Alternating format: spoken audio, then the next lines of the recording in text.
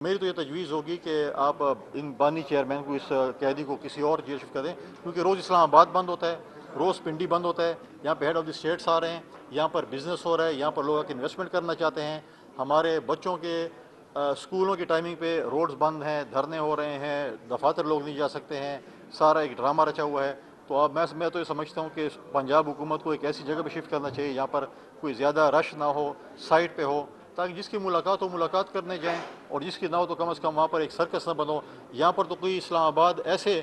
سیر سپاٹے بھی چلا جائے، پنڈی میں جو کوئی فارغ ہوتا ہے اسلام آباد کہتے چلو اڈیالہ کے بعد ایک تماشا تو لگا لیں۔ تو لہٰذا میں پنجاب حکومت کو یہ ریکویسٹ کروں گا کہ اس قیدی کو ایسی جگہ پہ شفٹ کیا جائے جہاں پر جو ہے وہ خود بھی سیف ہو اور ان سے ملاقات کرنے جو بھی ہو۔ گورنر صاحب یہ بتائیں کہ جو فیض حمید کو سزا ہوئی وہ صوبے کو نقصان پہنچا ہے 6 کی 1 کہنے سے، اس میں وہ اکیلے نہیں تھے، آپ کیا سمجھتے ہیں باقی لوگوں کو بھی سزا ہوگی اس میں؟ اگر اس کیس میں میں تو نہیں پتا کون سے کیس میں ان کو سزا ہوئی ہے، میں تو اپنے بتا رہا ہوں کہ ہمیں یہ نقصان دیکھیں۔ دوسری بات یہ ہے کہ اگر اس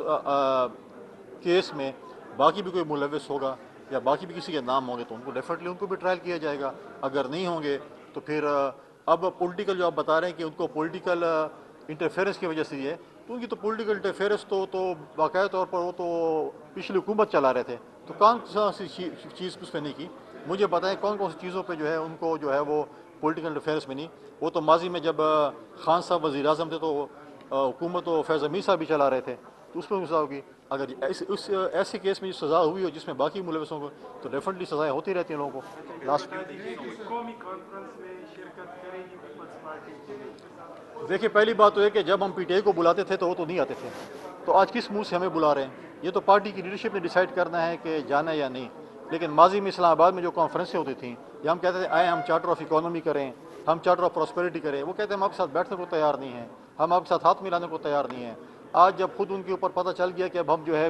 بند گلی میں آ گئے ہیں اور ہمارے پاس کوئی راستہ نہیں ہے، اب وہ اپنے لیے پناہ گاہ تلاش کر رہے ہیں۔ اپنا ذرا ماضی پہ بھی نظر دوڑائیں کہ انہوں نے لوگوں کے ساتھ کیا کیا، کون سی کانفرنس میں انہوں نے شرکت کی، تو پھر فیوچر کی بات کریں۔ تو لہٰذا اب یہ تو پارٹی لیڈرشپ نے ڈیسائیڈ کرنا ہے، میں نے ڈیسائیڈ نہیں کرنا۔ دیکھیں میں کہتا ہوں کہ ہمارا جو صوبائی سیکریٹریٹ ہے وہ اڈیالہ شفٹ ہو گیا ہے،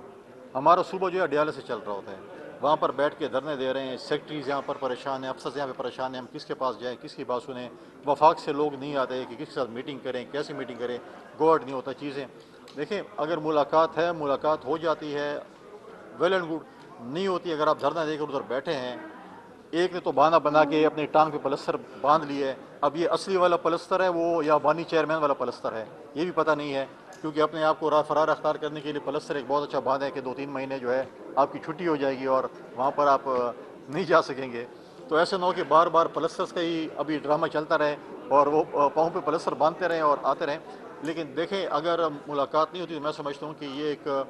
لیگل بیٹل ہے، ان کے وکلاء کو لڑنا چاہیے، نہ کہ وہاں پر آپ دھرنا دیں۔ اور میں نے پہلے بھی کہا ہے، میں پنجاب حکومت سے بھی ریکویسٹ کروں گا، کیونکہ آپ دیکھیں کہ ہمارے وفاقی دارالحکومت میں مختلف ہیڈ آف دی اسٹیٹس آ رہے ہیں۔ پچھلے دنوں دیکھیں آپ کے پاس اردن کے ہیڈ آف دی اسٹیٹ آئے ہوئے تھے، اس کے بعد انڈونیشیا کے جو ہے ہمارے پریزیڈنٹ یہاں پر آئے ہوئے تھے، اس سے پہلے لوگ آئے ہیں۔ حالیہ تباہ سیلابی صورتحال میں پی آر سی ایس کے پورے عملہ نے جس محنت، ایمانداری اور بلند عزم سے انسانی خدمت انجام دی ہے وہ قابل تحسین ہے۔ اور اس کے ساتھ ساتھ میں ان کے ڈونر ایجنسیز جنہوں نے یہاں پر ہماری اس کلاؤڈ بس جب ہوا خیبر پختونخوا میں، انہوں نے جس آگے بڑھ کر ان کی خدمت کی، چاہے جو بھی چیئرمین صاحب نے بتایا، چاہے وہ سندھ حکومت تھی، چاہے وہ بلوچستان حکومت تھی، چاہے وہ روٹری کلب تھا، چاہے وہ مختلف این جی اوز تھی، چاہے جس شخص نے بھی انٹرنیشنل ہمارے ڈونرز تھے، چاہے جس شخص نے بھی پانی کی ایک بوتل بھی اس وقت سپورٹ کی، ہم سب اس کے شکر گزار اور ساتھ ساتھ میں مڈ ڈسٹرکٹ میں بھی، چاہے وہ کورم ایجنسی میں تھی، چاہے وہ باجوڑ میں تھا یا جدھر بھی تھا، ہماری جو برانچ ہے ہماری ہلال احمر کی جو مڈ ڈسٹرکٹ کی، ان کے ساتھ جو انٹرنیشنل ڈونرز نے اور مختلف ممالک نے سپورٹ کیا، ہم ان کے بھی بہت بےحد مشکور ہیں۔ خواتین و حضرات، ماحولیاتی تبدیلی کے چیلنجز ہمارے آنکھوں کے سامنے رونما ہو رہے ہیں۔ وہ بستیاں جو کبھی موسموں کی پیشن گوئی پر انحصار کرتی تھیں، اب غیر یقینی موسمی حالات سے دوچار ہیں۔ ماحولیاتی تبدیلی کے باعث پورے ملک کو مختلف قسم کے آفات کا سامنا کرنا پڑ رہا ہے۔ ایسے آفات جس میں ہم پہلے واقف نہیں تھے اور نہ ہی ہم ایسے آفات سے نمٹنے کی تیاری کرتے تھے۔ اس کی وجہ سے خوراک و معیشت پر بھی گہرے اثرات سامنے آ رہے ہیں۔ ماحولیاتی تبدیلی کا اثر صرف ماحولیاتی مسئلہ نہیں بلکہ ایک سنگین قومی چیلنج ہے۔ اگر ہم نے دانشمندی سے ماحولیاتی تبدیلی کے چیلنجز پر قابو پایا تو یہ ہمارے مجموعی نظام کو بہت بڑے خطرے سے دوچار کر سکتا ہے۔ خواتین و حضرات، آج اس تقریب کی وسادت سے میں پاکستان ریڈ کراس سوسائٹی کی انتظامیہ کو یہ کہنا چاہوں گا کہ درپیش ماحولیاتی چیلنجز کے تناظر میں آپ کی خدمات کے ساتھ ساتھ تحقیق پر توجہ دینی ہوگی۔ ایسے علاقوں میں سروے کریں جو ماحولیاتی تبدیلی کے اثرات سے شدید متاثر ہوئے ہیں۔ آپ کے وہ وجوہات جو نہ دکھنا ہو کی وجہ سے باعث ماحولیاتی تبدیلی کے خطرات سے مستقبل میں بچا جا سکے۔ پی آر سی ایس کو خیبر پختونخوا کے تمام اضلاع میں ڈیزاسٹر سینٹرز کو فعال کرنا چاہیے اور انہی سینٹرز سے مقامی آبادی کو ہنگامی حالات سے نمٹنے کی ترتیب اور پیشگی حفاظتی اقدامات سے متعلق آگاہی فراہم کرنا چاہیے۔ میں یہاں chairman P R C S کو یہ بھی ہدایت کروں گا کہ آپ تعلیم یافتہ رضاکاروں کے ذریعے صوبے کے مختلف اضلاع میں باقاعدہ ڈیزاسٹر رسک ریڈیکیشن کے تربیتی و آگاہی کورسز متعارف کرائیں۔ ایک ایسا نظام تشکیل دیں کہ جس کے ذریعے پی آر سی ایس کی رضاکار ٹیمیں قدرتی آفات کے خطرات سے بچاؤ کے حوالے سے اسکولوں، کالجز، یونیورسٹی میں طلباء و طالبات اور شہروں، دیہاتوں اور خاندانوں کو تعلیم و تربیت فراہم کریں۔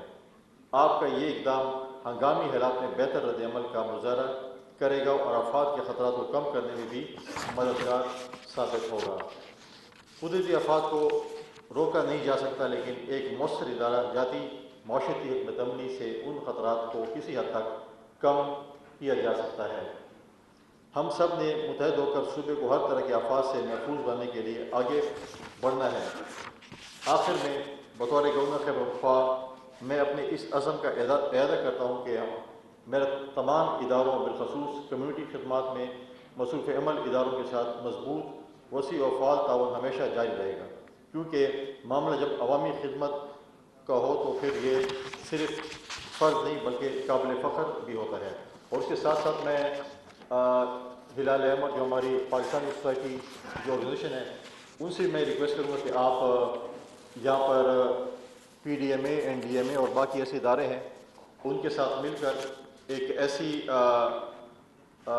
میکینزم قائم کریں کہ جو ہم مستقبل میں بھی قدرتی آفات کا مقابلہ کر سکیں، کیونکہ ماضی میں ہمیں صرف سیلاب کو دیکھنا پڑا تھا یا بارشوں کے نقصان سے دیکھنا پڑا، لیکن کلاؤڈ برسٹ کا ایک فنومین ہے جو اس سال ہمیں بونیر میں، سوات میں یا مختلف علاقوں میں جو دیکھنے کو ملا، یہ ایک بہت ہی ایک خطرناک عمل تھا۔ میں بھی پہلے یہ گلیشیئرس پہ یہ چیزیں ہوتی، لیکن جب یہ چیزیں اس وقت یہاں پر آئیں تو اس کے تدارک کے لیے جو ہے وہ